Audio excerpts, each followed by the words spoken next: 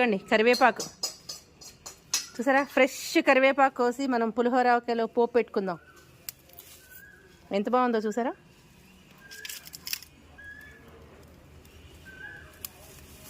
ఇలా తెంపేయడమే.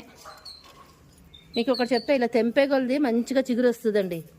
ఇలా మనం తెంపేస్తాం కదా, తెంపేస్తాం కొలది మంచిగా మళ్ళీ చిగురు వేసుకుంటూ వస్తుంది అనమాట. లేత ఆకు వస్తూ ఉంటుంది.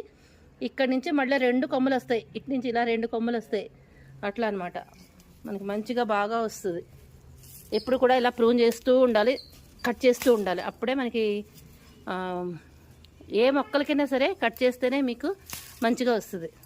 చూడండి ఎంత బాగున్నాయో.